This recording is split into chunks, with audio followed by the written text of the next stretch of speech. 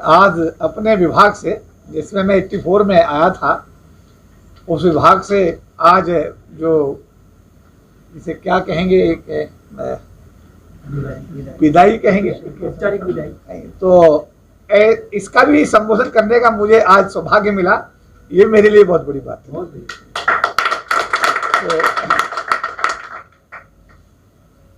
जब मैं कोलंबिया विश्वविद्यालय में अपना संबोधन कर रहा था 2013 में, तो मैंने सोचा नहीं था कि मुझे यूएनओ में जाकर के अपना संबोधन करने का मौका मिलेगा।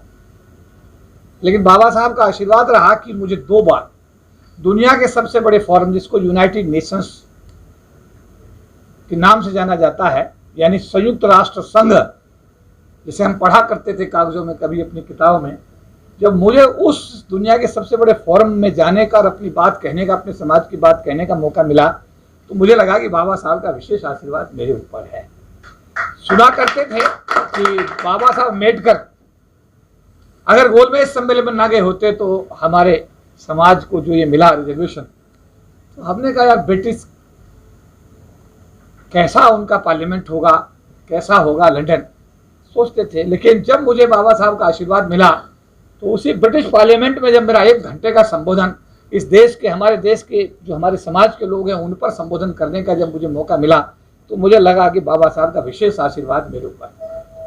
कनाडा की पार्लियामेंट भी बड़ी पार्लियामेंट मानी जाती है।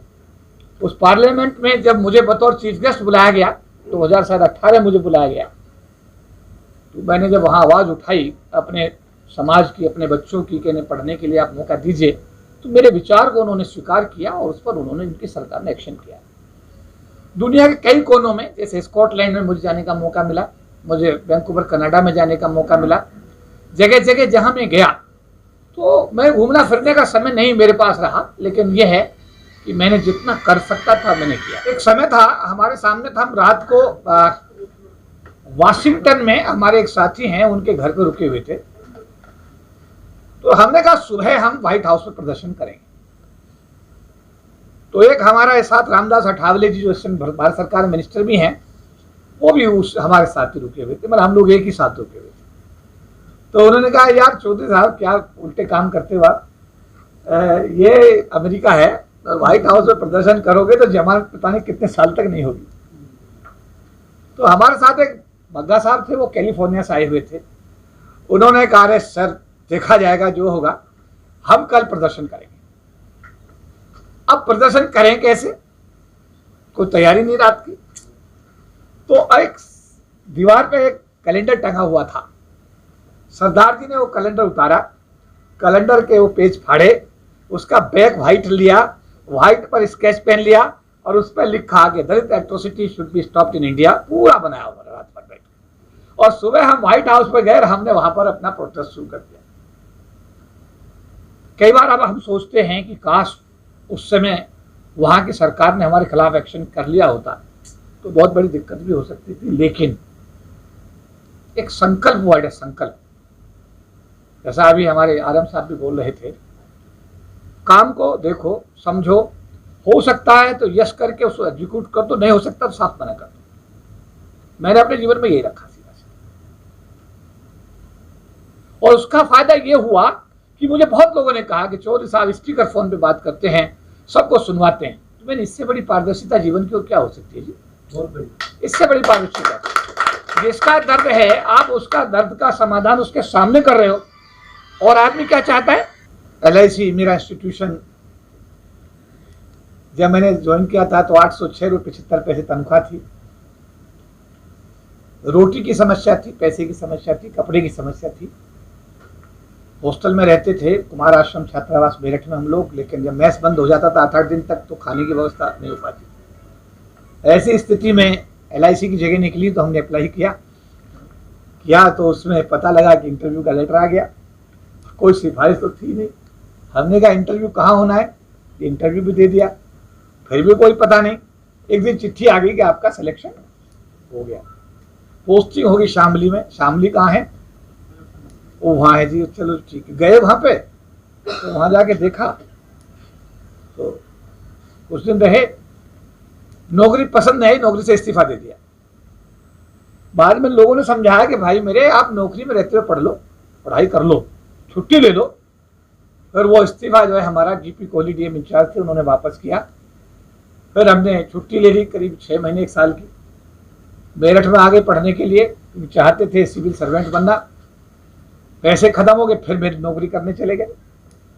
तो कुल मिलाकर के कहानी ऐसी रही। फिर बाद में पता लगा कि शायद हो सकता है कि ये सिविल सर्विस हमारे हिस्से में नहीं है।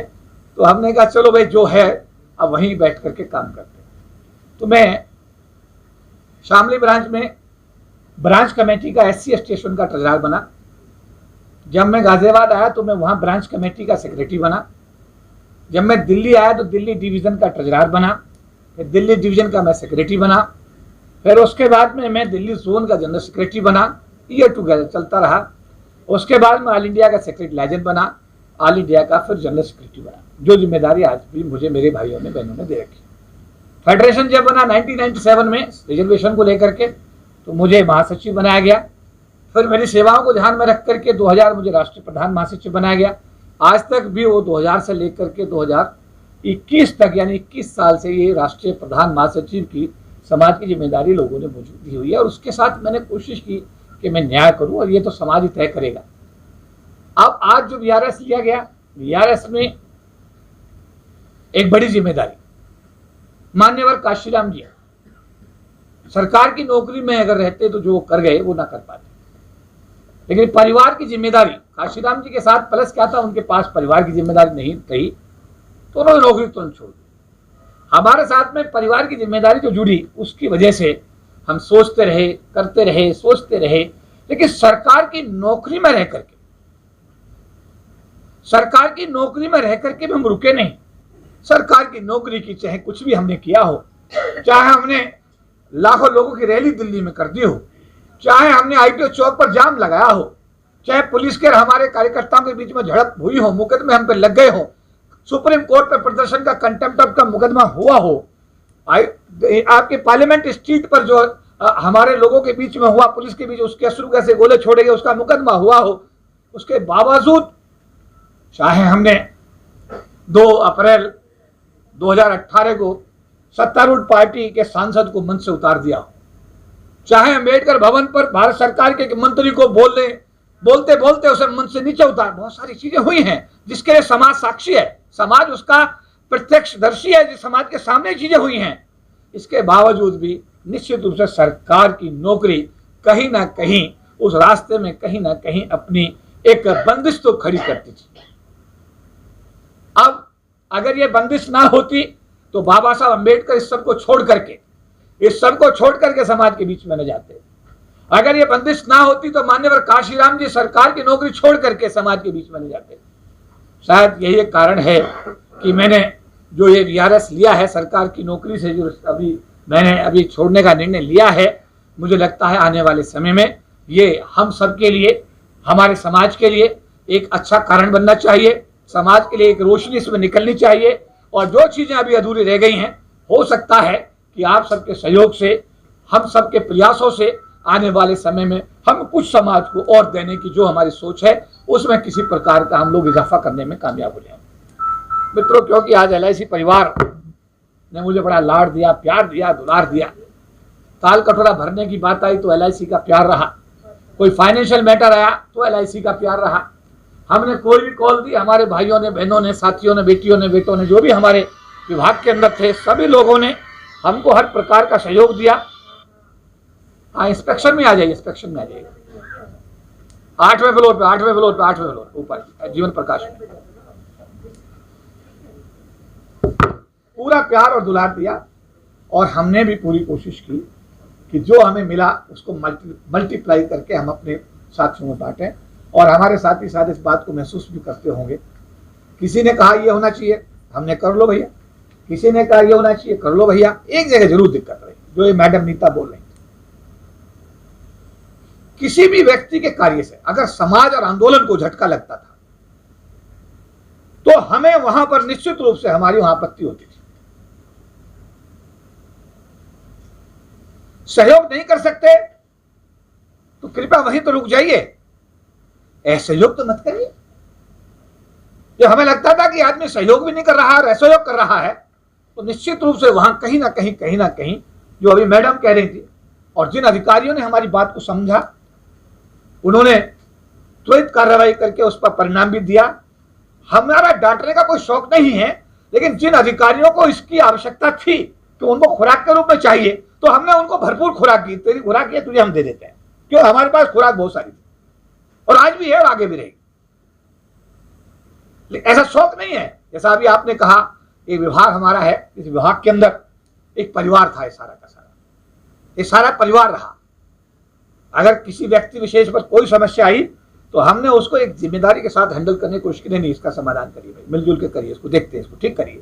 इसीलिए ये परिवार में, इसमें SC/ST के लोग भी। इस सभागार में उपस्थित विभिन्न मंडलों से आए सभी पदाधिकारी, कार्यकर्ता, सदस्यगण, साथियों, सभी का स्वागत है। आज हम चौधरी साहब के सम्मान में, क्योंकि चौधरी साहब शिक्षा से सेवानिवृत्ति LIC से ले रहे हैं, और जैसे चौधरी साहब ने कहा कि चौधरी साहब हमेशा कल्याण संघ, महासंघ, और जो अभी लक्ष्मीमल जी ने कहा कि एक नई पारी की शुरुआत हो रही है, उस पारी की शुरुआत करेंगे।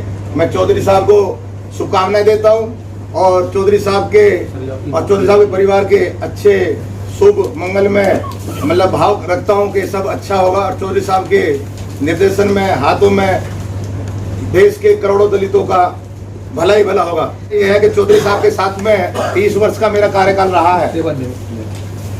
30 साल मुझे चौधरी साहब के साथ में काम करते हुए, और जो भी कुछ मैंने थोड़ा बहुत सीखा है चौधरी साहब से ही सीखा है। और चौधरी साहब ने हमेशा छोटे भाई के रूप में प्यार मुझे दिया अपना।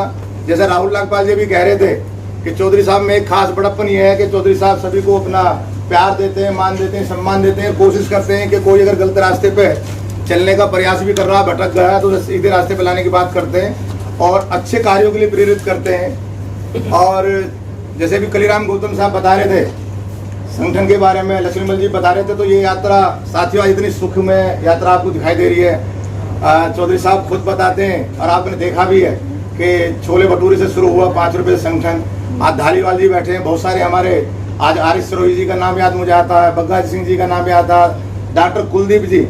तो मेरे एक स्मरण ऐसा याद आ रहा है कि डॉक्टर कुलदीप जी के घर पे मैं, चौधरी साहब, मूलचंद जी थे, हम लोग बैठे हुए थे और संगठन में 2 फाड़ हो रहे थे।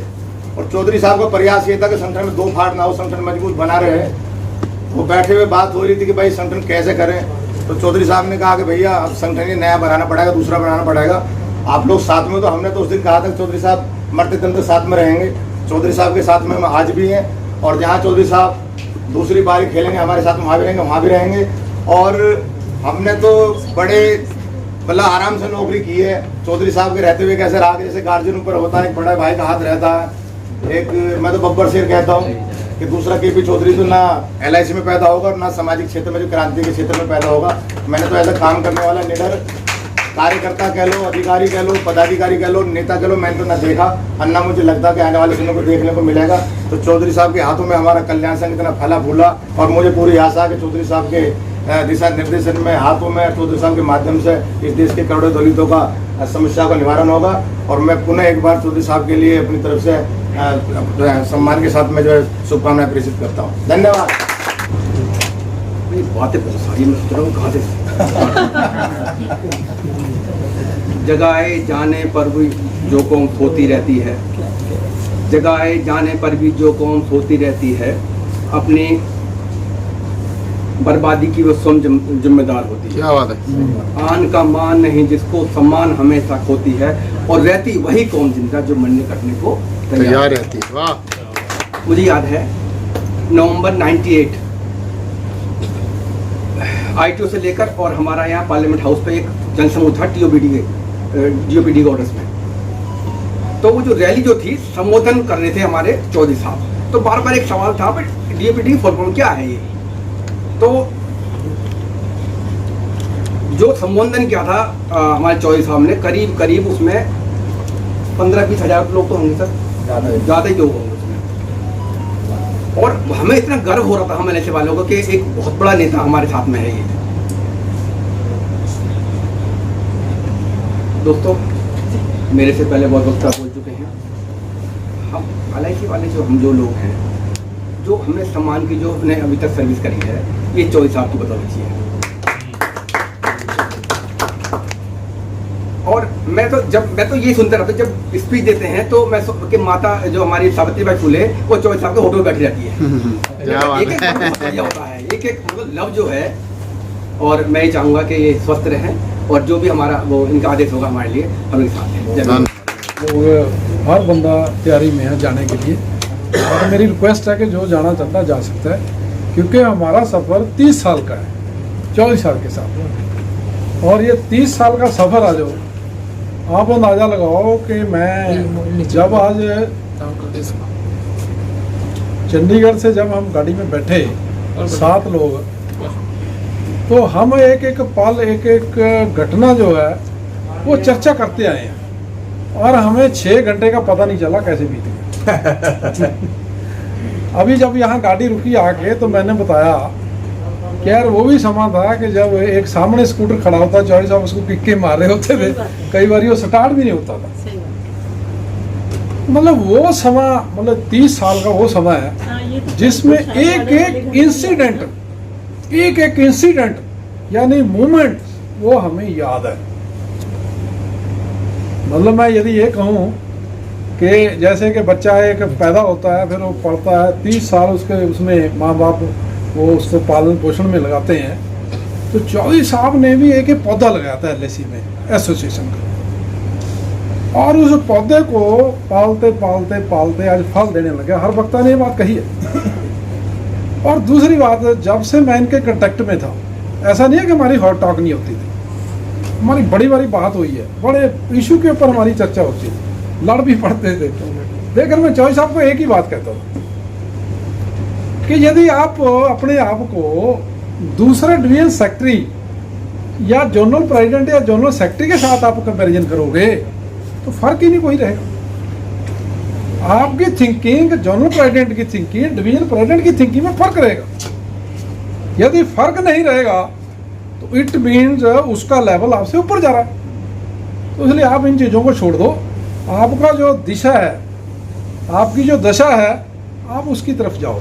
आज से नहीं, ये सामने बैठे हैं मेरे सूरजवान जी, जब पहली बारी चेयरमैन बने, इनका आदेश हुआ कि धालीवाल जी मैं दिल्ली बैठा हूँ, आप 4-5 डिवीजनों को लेके उनके घर पे जाके उनका जो है वेलकम करके आओ। सूरजवान जी जब कमीशन के चेयरमैन बने, तो हमने 5 गाड़ी जलंधर से, 2 अमृतसर से, 3 लुधियाने से, 5 हमारी, तो गाड़ियों लेके हम उनके घर पे पहुँच गए।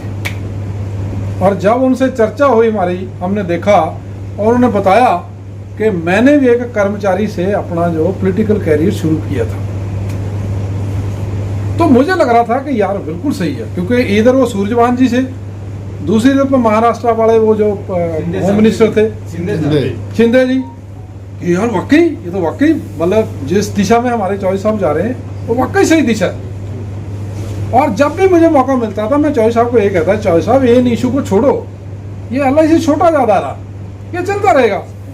आप जो रणनीति जहाँ आपकी लोड है, इवन सूरजवान जी ने बोला है, अब वो आज वो नहीं रहे, लेकिन उन्होंने खुद बोला कि चौधरी साहब आपकी यहाँ पे लोड नहीं है जहाँ आप लगे हुए हो, आपकी लोड कहीं और है।